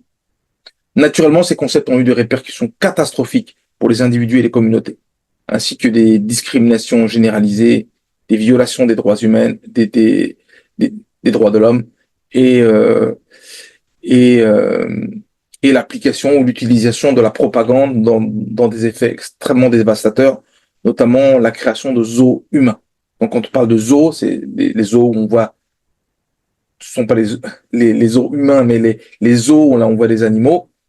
On a reproduit des zoos humains où on exhibait des personnes avec une ethnicité particulière, notamment venues d'Afrique, notamment venues d'Asie ou d'Océanie, et on le représentait de manière comme on représente des animaux. Donc imaginez-vous l'impact que cela peut avoir quand on exhibe des gens et les gens qui les voient dans des cages traités comme des animaux, quel effet ça peut avoir sur leur subconscient. La considération qu'ils peuvent avoir sur ces personnes-là. Ça induit une forme de dénigrement extrêmement profond sur des gens qui sont différents, par leur couleur de peau ou leur tenue vestimentaire, ou même le côté culturel, même la partie religieuse. Ok. Donc l'établissement des zoos humains est une volonté manifeste de vouloir réduire l'autre, celui qui est différent, à une forme d'infériorité auprès de la population civile. La population civile, après, peut accepter des choses extrêmement dérangeantes comme le colonialisme, l'impérialisme, l'utilisation des ressources qui ne nous appartiennent pas parce qu'on se donne le droit d'aller les chercher parce qu'on est supérieur et que les gens ne sont même pas des humains. On les représente comme des animaux. Donc maintenant, on imagine le côté des personnes qui regardent ces gens qui sont exposés comme des animaux, comme des êtres inférieurs. Et imaginez-vous les gens qui sont exposés de telle manière. Quel ressentiment cela peut-il créer? Quel sentiment de rejet et de honte cela peut créer? Et forme de haine également que cela peut créer. Et c'est ça qu'il faut absolument mettre en avant. C'est cette volonté d'avoir des idées qui sont extrêmement nauséabondes, extrêmement nocives pour l'évolution de la race humaine dans cette logique de communauté, de fraternité et de bien commun.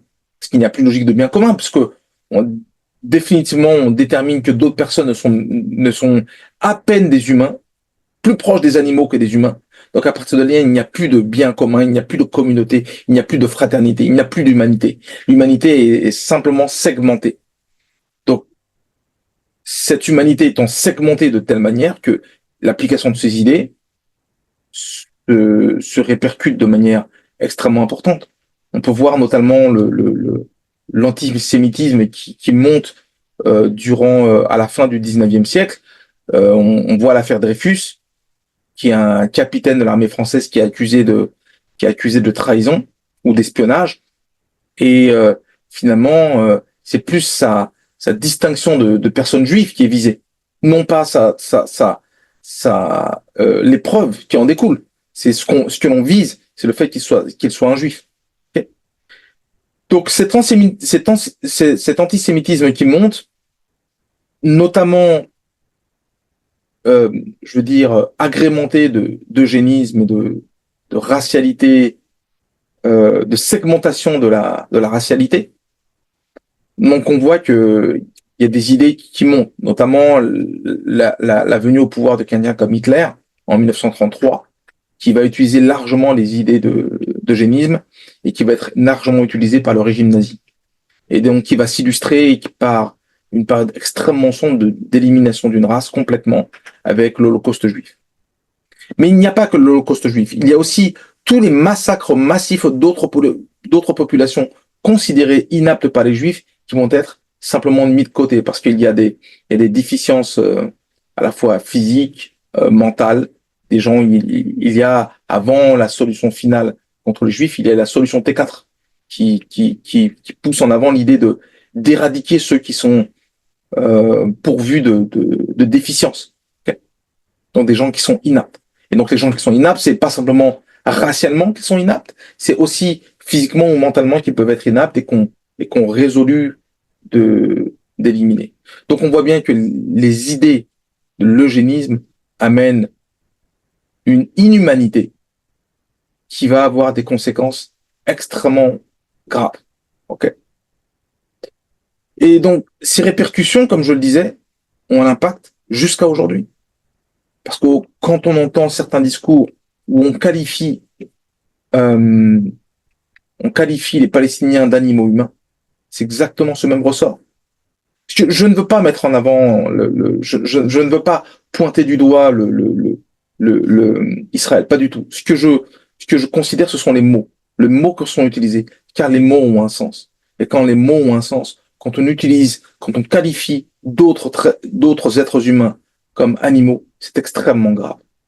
Et je veux que vous compreniez ce que ça veut dire. Donc malheureusement, c'est ce que j'ai essayé de déterminer dans cette vidéo qui est un peu longue, et vous m'en excuserez, mais le sujet est très important. Malheureusement, les répercussions du proto-racisme qu'on a vu à partir de l'Antiquité, son évolution d'un racisme moderne jusqu'à un racisme pseudo-scientifique lié à l'eugénisme et au darwinisme social, c'est absolument le pire du pire de l'humanité. Okay, nous revoilà pour la partie 5. Donc, la partie 5, laissez-moi partager à nouveau mon écran.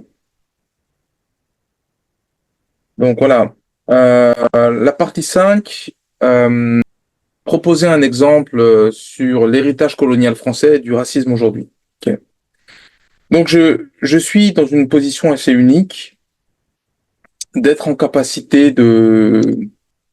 d'après moi, d'être en capacité d'offrir des perspectives spécifiques sur l'histoire et l'état actuel de la France, étant né en France, ayant été élevé en France. Je suis aussi issu d'un patrimoine mixte avec un père français et une mère qui était issue de l'immigration, parce que mes parents malheureusement ne sont plus là. Et bien que la France soit un des plus beaux pays au monde, j'ai personnellement ressenti les effets du racisme et de la discrimination. Ce qui n'empêche d'avoir des amis blancs français, il y avait des gens qui étaient absolument magnifiques, mais il y a quand même une structure endémique du racisme en France. Donc ceci est que je voulais partager pour donner une perspective. Ceci, encore une fois, est une réflexion personnelle. Il est possible que certaines personnes ne soient pas en accord avec mon approche. Donc, pour établir un certain contexte concernant la France, il est nécessaire de plonger un petit peu dans le passé. Okay. Il y a un patrimoine religieux en France, okay, qui a toujours été profondément lié au catholicisme. Au cours des siècles, donc, l'Église catholique a exercé un niveau d'influence et un pouvoir significatif sur la société française, notamment sur le plan culturel, politique, okay, mais également social. Le Moyen Âge a été consolidé par comme par une domination catholique, ce qui a conduit à l'établissement d'un ordre hiérarchique. Et l'ordre hiérarchique dont on parlait, que vous allez pouvoir voir en image ici, qui démontre cet ordre hiérarchique composé de l'aristocratie, du clergé et du tiers-état. Donc le tiers-état étant un melting pot entre les classes moyennes et les classes inférieures. Okay. Néanmoins, le XVIe siècle est marqué par une réforme protestante qui aboutit au mariage d'Henri IV, un ancien protestant, avec Marguerite de Valois, une catholique. Donc cette union a entraîné un, un événement tragique qui est la Saint-Barthélemy en août 1572, au cours de cette nuit, tous les protestants devaient être massacrés en une seule nuit. Bon, il s'est passé certaines choses après la Saint-Barthélemy, il y a une certaine vague de contestation et de négociations. En 1598, il y a l'édit de Nantes qui a été promulgué en accordant une tolérance religieuse à la minorité protestante par l'ancien monarque protestant Henri IV. Okay. Il s'agit d'un développement surprenant qui, cependant, c'est une tolérance religieuse qui est accordée à la minorité protestante et qui sera effectivement supprimée par le petit-fils d'Henri IV, Louis XIV, qui révoquera l'édit de Nantes en 1685, donc presque 100 ans après. Donc par conséquent, il est évident qu'il existe une réticence naturelle chez les catholiques à permettre un certain degré d'ouverture, ce qui entraînera ce qui a entraîné en 1572 la Saint-Barthélemy et conduit à l'intolérance. Okay. Alors j'utilise cette illustration de l'intolérance pour faire un parallèle. Okay. Donc et souligner que le défi que représente l'intégration de la diversité en France est toujours un problème actuel. Donc c'était déjà un problème au XVIe siècle, au XVIIe siècle, et c'est toujours un problème aujourd'hui.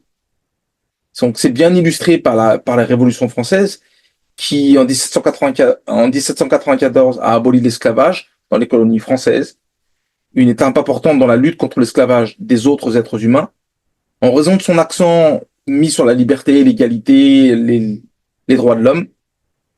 Mais néanmoins, en 1802, le dictateur Napoléon Bonaparte, qui a fait un coup d'État, prend le pouvoir en France et rétablit l'esclavage dans les colonies françaises. Principalement pour des raisons raisons économiques, pour assurer un flux de revenus constant des colonies françaises qui bénéficiera à l'économie française et à ses poches personnelles. C'est un homme extrêmement corrompu. Il faut comprendre que on parle de Napoléon Bonaparte, il a instauré la corruption à large échelle, et les hommes politiques français n'ont jamais démenti à cette tradition jusqu'à aujourd'hui. Donc finalement, l'esclavage a été aboli en 1848. Okay. Maintenant, quand on regarde un peu plus loin dans l'histoire, on peut voir que, oui, on peut dire que la France a collaboré avec l'Allemagne nazie pendant la Seconde Guerre mondiale. Elle n'a pas été la seule. Okay. Mais ce qui a contribué au développement de l'antisémitisme en France, donc il y avait un antisémitisme en France qui était là depuis le 19e siècle, et au début du 20e siècle, l'ampleur de l'antisémitisme en France, dans la société française, est révélée par l'affaire Dreyfus, dont j'avais parlé précédemment. Et donc, après l'occupation nazie, le gouvernement de Vichy a activement coopéré avec l'Allemagne dans la mise en place de politiques anti-juives, notamment la déportation des Juifs vers les camps de concentration. Donc, encore une fois, ce que j'essaie de mettre en avant, c'est la complexité de la société française, qui a un refus constant sur la tolérance religieuse, dans un premier temps, qui a un antisémitisme qui prend place au 19e siècle, qui continue au début du 20e, et il y a les colonies. Donc, quand on considère les colonies, bon, on peut dire que malgré une histoire coloniale, la France a entretenu une relation complexe avec ses anciennes colonies, avec un impact durable sur son traitement, sa relation avec ses populations noires et arabes descendantes. Cela étant principalement basé sur une propagande concernant l'infériorité des populations coloniales. Les journaux utilisaient cette propagande et des os humains ont été construits pour exposer des individus de divers territoires, principalement d'Afrique, d'Asie et d'Océanie. J'en avais parlé dans la partie 4. Donc, ces structures étaient une démonstration flagrante de la supériorité de la civilisation française et européenne et de l'idéologie coloniale. Comme quoi, que l'on peut voir dans les colonies, ce sont à peine des êtres humains. Ce ne sont pas des êtres humains. Si ce sont des êtres humains, ils sont inférieurs. Jusqu'à présent, on les considérait comme des objets. Ils sont plus considérés comme des objets. Très bien. Mais maintenant, ils sont considérés comme des sous-humains. Okay. Donc, on expose des gens dans des eaux humains. Imaginez les impacts dévastateurs sur les individus qui visitent ces eaux, quand je le disais auparavant. Mais imaginez maintenant l'impact dévastateur sur les individus qui étaient exposés et traités comme des animaux. Ça veut dire ce que ça veut dire. C'est-à-dire que les colonisateurs, voilà comment ils nous voient. Et donc, ce qui crée une segmentation naturelle dans la société française et dans les gens qui sont issus des colonies. Okay. Maintenant, cet héritage de cette époque-là, de tous les parallèles que je viens d'effectuer, qui sont très rapides, qui demandent un peu de nuance, c'est évident. Mais l'héritage de ces époques-là se fait encore ressentir aujourd'hui. Car cela a influencé la vie de millions, voire de milliards de personnes. En France et dans les anciennes colonies. Notamment sur différents aspects. Premièrement, la discrimination systémique. C'est un processus qui rend difficile pour les individus d'origine nord-africaine ou subsaharienne d'obtenir un logement, de sortir du cycle de pauvreté, de permettre de grandir grâce à l'éducation, l'emploi. Mais il y a aussi de la marginalisation sur ces aspects. L'emploi, l'éducation, mais également les abus de la loi. On voit la répression policière qui est extrêmement plus difficile envers les personnes issues de l'immigration ou issues des colonies aujourd'hui. Il y a naturellement un malaise social. L'inégalité persistante a entraîné des tensions sociales et un niveau excessif de criminalité. Le manque d'opportunités ayant conduit à des opportunités de troisième niveau. Donc, des troisième niveaux, ça veut dire la drogue, la prostitution, le trafic d'armes, les vols, les vols à la tire, et même le terrorisme. Vous vous rendez compte que certaines personnes qui sont nées en France, issues de l'immigration, se tournent vers le terrorisme contre leur propre pays. On en parle très peu de ça, mais c'est un point qui est extrêmement important. Ce qui montre le niveau de rejet aujourd'hui de certaines personnes qui font partie de l'immigration. Maintenant, le rôle des médias dans la construction et la diffusion des stéréotypes raciaux est indéniable. Pendant des décennies jusqu'à aujourd'hui, les médias français ont souvent présenté des représentations stéréotypées des personnes issues des minorités visibles. Okay. Ces représentations ont contribué à renforcer les préjugés, à alimenter les discriminations. On peut donner quelques exemples. Hein. Il y a la caricature du banlieusard. Les médias ont souvent associé les banlieues à la violence, à la délinquance et à l'islam radical, créant une image négative et généralisée de ces quartiers. Or que la majorité des gens qui sont issus des quartiers, qui sont même des musulmans, ne manifestent aucune agressivité envers la France. Tout ça, c'est un tissu de mensonges et de manipulation. La représentation, maintenant il y a un deuxième élément, les représentations des femmes voilées. Les femmes voilées ont été associées à l'oppression, au fondamentalisme. Il y a une menace pour la société française. Les femmes juives sont des femmes, il y a des femmes juives qui se voilent. Il y a des femmes françaises qui se voilent dans les campagnes. Et c'est simplement par esprit de pudeur, par esprit d'attention à leur religion et à leurs croyances religieuses, mais absolument pas une notion de défiance ou d'oppression. Mais on met ce cliché-là sur les femmes voilées. Les clichés sur les immigrés. Les immigrés sont fréquemment dépeints comme des concurrents économiques, des bénéficiaires de l'assistanat social ou des auteurs de délits. Et fondamentalement, dès qu'il y a un délit grave ou particulièrement horrible perpétré par une personne d'origine blanche ou française, on n'en parle pas trop. Je vais donner quelques exemples. Ce n'est pas pour pointer le doigt sur la civilisation blanche ou les personnes blanches. Mon père était blanc. Je suis moi-même métis. Mais des tueurs en série, on en retrouve particulièrement chez les blancs. Les massacres de masse aux États-Unis à armes à feu, essentiellement pratiqués par des blancs. Les viols et l'inceste et la pédophilie sont essentiellement pratiqués par des blancs. Pourtant, est-ce qu'on en fait une fixation? Est-ce que pour autant, est-ce qu'on peut dire que tous les blancs sont des tueurs en série? Est-ce qu'on peut dire que tous les blancs sont des pédophiles? Est-ce qu'on peut dire que tous les blancs sont des tueurs de masse avec des fusils ou des armes à feu? Absolument pas. Donc, dans le même degré, on pourrait avoir une approche systématique et raciste, ou une approche systémique et raciste, ou systématique et raciste, également. Les deux fonctionnent. On pourrait avoir une approche systématique et raciste envers les Blancs, mais ce n'est pas le cas. Donc, ces représentations stéréotypées, naturellement envers l'immigration, a alimenté un climat de suspicion et de méfiance à l'égard des minorités, justifiant aussi des politiques discriminatoires. Donc, il est important de noter que, naturellement, quand on voit ce genre, moi, comment je l'ai vécu, j'ai pas vécu comme une insulte, mais je le vois simplement comme une manifestation à tel point les médias ont une influence sur les préjugés des gens. Donc, il est important que les médias ne sont pas les seuls responsables de la construction de ces stéréotypes, notamment moi, là où j'en veux le plus, ce ne sont même pas les médias, qui sont simplement des objets de propagande.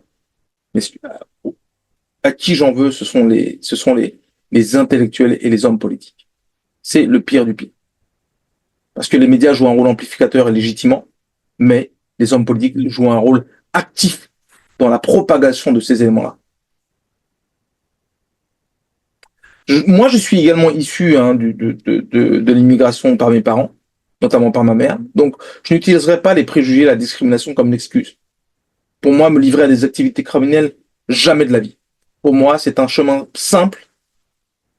C'est une restriction. Oui, on a des restrictions en France. Oui, il y a des restrictions en France, mais ça ne justifie pas d'aller dans la criminalité, le terrorisme, ou bien les vols, le trafic d'armes, ou bien la prostitution. Mais les conditions sont tellement difficiles et ont poussé les gens contre le mur du désespoir, entraînant ainsi de mauvaises décisions et de fâcheuses décisions qui ont des effets sur eux et pour les gens qui les suivent. Parce qu'on a toujours une image, nous sommes toujours représentatifs d'une forme d'image que nous transmettons aux autres, soit aux plus jeunes, soit aux gens qui nous suivent. Et naturellement, ça a des effets boule de neige. Okay.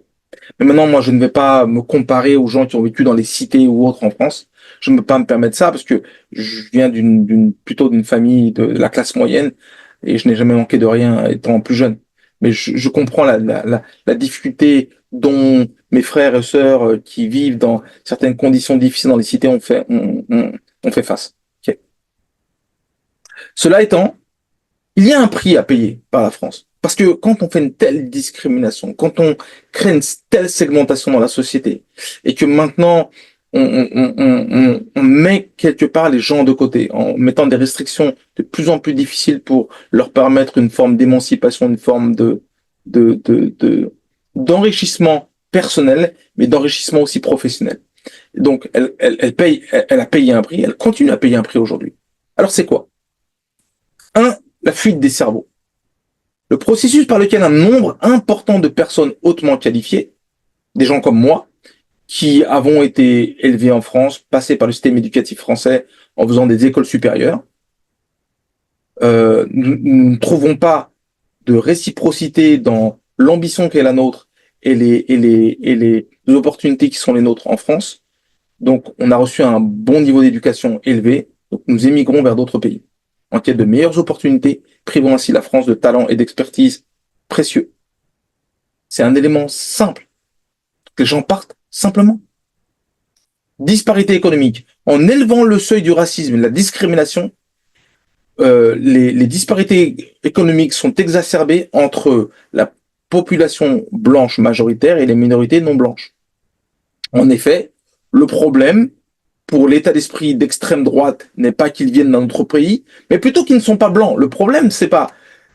Vous pouvez être français en France, mais ne pas être considéré comme français parce que vous n'êtes pas blanc. Et c'est arrivé récemment, il y a une députée de l'Assemblée nationale qui a dit clairement à des personnes dans un restaurant, vous n'êtes pas des vrais Français. Donc, ça veut dire ce que ça veut dire. Donc le fait de ne pas être blanc, fait que l'on n'est pas français. Donc une personne qui est originaire de la Pologne, qui obtient les papiers récemment, elle est plus française que moi, alors que moi je suis né en France et descendant d'une personne qui était française. Okay. Donc en réalité, l'établissement d'une distance significative entre la majorité blanche et la population minoritaire a entraîné une sous-performance globale de l'économie. C'est aussi simple que ça.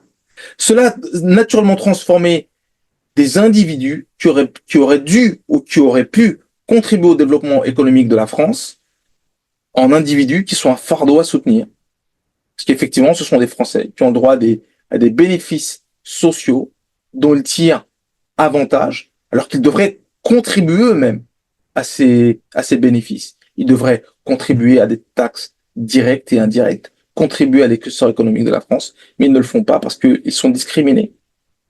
Donc, vous voyez, il y a un sens à un non-sens à la discrimination et au racisme qui a un effet économique. Et le même raisonnement peut s'appliquer dans un pays comme les États-Unis, où il y a eu une très forte discrimination sur les Noirs, il y a toujours une forme de discrimination. Et donc, ces effets-là sont ressentis dans l'économie, naturellement. Et c'est pour ça que je parle que véritablement, l'humanité est une fraternité, est une communauté, non pas un assemblage segmenté. Un potentiel économique perdu. En étendant la perspective de la fuite des cerveaux, de la disparité économique, on exclut essentiellement de larges segments de la population de contribuer pleinement à l'économie par le biais des impôts directs et indirects, ce que je disais juste avant. Par conséquent, la France perd activement du potentiel économique de la part d'innombrables personnes talentueuses possédant des connaissances et des qualités qui constituent littéralement un réservoir inexploité. Ça veut dire qu'on a un potentiel ici que l'on peut exploiter, on ne l'utilise pas. Non, par des effets de vue, hiérarchisée des races en disant qu'ils sont inférieurs, on ne traite pas avec ces gens-là. À mon avis, c'est dû essentiellement, pour moi, ça, spécifiquement le potentiel économique perdu, il est dû principalement à l'incapacité des élites françaises à faire preuve de sagesse humaine, de vision et de pragmatisme. Mais moi, tout simplement, j'appelle ça des idiots. C'est des gens qui ne comprennent pas c'est quoi une économie, c'est quoi une société. La société, c'est la vie commune ensemble. Donc c'est une économie dont tout le monde a un rôle à jouer. Il n'y a pas des gens qui contribuent, des gens qui ne contribuent pas. Ce n'est pas possible. En faisant ça, on réduit les gens à une portion congrue qui est supportée par le reste qui travaille. Alors que ces gens-là ne demandent qu'à être actifs. Et on leur empêche de faire ça. Oui, il y en a quelques-uns, mais ils sont une portion extrêmement restreinte de nombre de personnes qui sont mises de côté. Réduction de l'innovation. C'est en fait mon aspect préféré. C'est un concept auquel je crois depuis très longtemps, que j'ai analysé personnellement. Donc, dans une condition d'examiner de près la segmentation de la population en groupes désirables et non désirables ou indésirables, l'innovation et la créativité sont littéralement étouffées par un manque de diversité et d'inclusion. Fantastique. En substance, les élites françaises sont désormais issues du même milieu privilégié, du même background économique et social, ce qui entraîne un grand manque de créativité et une pénurie d'idées nouvelles, offrir des perspectives sur l'expérience, notre origine, essentielle à la résolution de problèmes et au développement de nouvelles idées. Tout simplement. Quand vous prenez des gens, vous les mettez tous dans une pièce, vous les transférez d'une pièce à une autre, quelle est l'expérience qu'ils vont partager? Nous ne sommes que le résultat de notre expérience personnelle. La parole de Dieu le dit directement. Mais pour revenir à ça spécifiquement, nous ne pouvons être que le résultat de ce que nous avons expérimenté. Si vous venez tous du même endroit, si vous venez tous du même environnement, quelle forme d'innovation pouvez-vous apporter puisque vous pensez tous de la même manière? Et vous êtes des privilégiés par essence. Quelle forme de fusion peut-il y avoir en termes d'idées de fusion d'expériences peut-il y avoir? Il n'y en a aucune. Et on voit aujourd'hui les effets là-dessus. On voit aujourd'hui le manque d'innovation, le manque d'investissement sur l'intelligence, sur l'industrie, sur la technologie en France. Et c'est dû essentiellement, de mon point de vue, à ça. Les coûts sociaux élevés. Considérez juste un petit peu les dépenses liées aux troubles sociaux, à la criminalité, aux problèmes connexes, intrinsèquement liés aux inégalités sociales. Par conséquent, les ressources qui sont détournées directement des domaines qui devraient promouvoir le développement économique français ou le développement économique du pays, l'innovation et la créativité, plutôt que faire de la France un pays à l'innovation illimitée, c'est un pays à l'innovation extrêmement limité, avec très peu d'innovation, très peu de créativité, où l'élite financière et l'élite financière, l'élite, on va dire, des médias et l'élite politique profitent des masses et offrent peu d'espoir pour un avenir meilleur. Cependant, de mon point de vue, il est impératif de reconnaître que l'actuel état des choses en France est principalement le résultat de personnalités politiques. Et moi, je parle depuis la 4ème République française, hein, depuis la 4ème République, de personnalités politiques incapables, insensées, lâches et parfois stupides. Et je mets dedans Charles de Gaulle, entièrement. Un incompétent pareil, un lâche qui est parti fuir, qui a préféré fuir en Angleterre quand il y a eu l'invasion des Allemands et revenir triomphalement, alors que des gens sont morts pour la patrie française.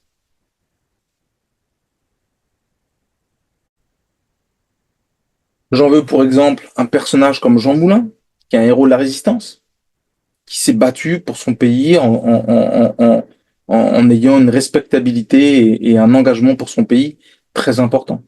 Okay. Donc, quand je dis encore une fois, pour moi, ce sont les résultats de personnalités politiques incapables, je le répète, incapables, insensées, lâches, parfois stupides et naturellement corrompus au niveau de l'État.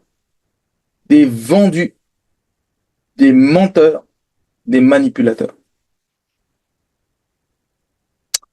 Voilà ce que je peux vous dire pour la partie 5. On va passer à la conclusion. Bon, voilà, chers amis, nous voilà arrivés à la conclusion. J'espère que, bon, c'est un sujet qui me tenait vraiment à cœur. Je voulais le faire depuis le début, en fait. Ça fait pas beaucoup de vidéos que je fais, mais c'est un sujet que je voulais quand même faire assez rapidement et que j'ai pu aborder avec une certaine richesse. J'ai essayé d'apporter quand même des éléments structurants à la discussion. Donc voilà ce que je voulais mettre en avant, c'est les racines insidieuses du racisme remontant au proto-racisme de l'Antiquité. Ces racines ont évolué en des systèmes d'inégalités complexes qui continuent à affliger les sociétés du monde entier. Aujourd'hui, on voit bien les effets que le racisme a pu avoir dans différentes régions du monde, notamment en Amérique du Nord, en Europe, qui continuent jusqu'à aujourd'hui. On a vu des pratiques déshumanisantes de l'esclavage et du colonialisme et aux justifications pseudo-scientifiques de l'eugénisme et du darwinisme social. Donc, en fait, on voit bien qu'il y a une intersection. Cette intersection, c'est une vue successive de l'évolution du racisme qui, qui s'intersecte ou qui intersectionne avec la quête du pouvoir et de la richesse, qui est inextricablement liée à la construction de hiérarchies raciales. Une hiérarchie raciale, c'est le but, c'est d'exploiter l'autre. Donc, on exploite des manipulations, des thèses pseudo-scientifiques pour manipuler l'opinion. On manipule l'opinion pour le faire accepter une réalité qui est fausse et qui permet de justifier certains agissements liés à le commerce d'autres êtres humains, mais qui aussi arrive jusqu'à le colonialisme, l'impérialisme, d'aller voler les ressources d'autres nations, d'autres territoires. La France, ou l'exemple que j'ai pris sur la France, constitue un triste rappel des coûts économiques et sociaux de telles divisions. Quel impact cela peut-il avoir sur une économie? Il serait intéressant d'ailleurs de faire le chiffrage de ces éléments-là et de voir combien ça a été combien ces éléments-là ont été au détriment de la France. Et cette politique raciale discriminatoire, combien a-t-elle plongé la France dans la difficulté aujourd'hui? Son implication historique dans le colonialisme et le traitement subséquent de ces populations marginalisées soulignent des conséquences durables des préjugés raciaux. Cependant, la reconnaissance de ces injustices historiques offre une opportunité de changer profondément. L'illusion de la supériorité raciale, qui a été autrefois utilisée pour justifier l'exploitation et l'oppression des autres, est désormais démasquée en tant qu'idéologie fausse, manipulée et destructrice. Parce qu'on voit la destruction que ça peut avoir tant au niveau des relations sociales entre certaines communautés, aussi l'apathie ou la fraternité qui devrait être la nôtre. Et il y a plein d'éléments comme ça qui ont disparu suite à tout ce genre d'éléments. Le véritable progrès ne réside pas dans l'accumulation de richesses pour une poignée de privilégiés, parce que l'accumulation, que vous accumuliez ou pas, à la fin de votre vie, vous n'amenez même pas une chaussette avec vous, une pièce de monnaie. On peut accumuler, mais à qui ça sert? Et à quoi ça sert? Vous accumulez l'argent, mais vous pouvez accumuler des milliards, mais vous mangerez toujours qu'un steak à chaque repas. Donc l'accumulation ne sert strictement à rien. Mais je pense que c'est plus dans la création d'une société plus juste, équitable, où la diversité est célébrée, le potentiel humain en est maximisé. Parce que si on considère que la diversité est intéressante, que personne n'est au-dessus, qu'il n'y a pas une race qui soit au-dessus de l'une ou de l'autre, mais que chacun travaille pour maximiser ou apprécier la différence de chacun, c'est là où le potentiel humain est maximisé, où les énergies sont convergentes et amènent à une forme de valeur. Okay. En embrassant notre humanité commune et en reconnaissant la richesse qui découle de nos différences, et d'apprécier que le fait que nous avons tous un sens du beau, la notion culturelle qui est la nôtre, l'appréciation des différents types de musique, la vue de la poésie, la vue du verbe, comment le verbe peut être transformé en quelque chose de magnifique. Et c'est à travers cela que nous pourrons tracer la voie vers un avenir défini par l'unité, la coopération et le bien-être collectif. Le bien-être collectif, ça signifie quoi? Ça signifie que quand je me sens bien, je veux que mon voisin se sente bien. Je veux que mon frère qui est à côté, qu'il soit blanc, noir, bleu, jaune ou violet, je veux qu'il soit bien. Parce que ça permet de vivre avec un sentiment de partager quelque chose qui est collectif, un sentiment d'être ensemble, un sentiment d'être une véritable communauté terrienne, une véritable communauté humaine.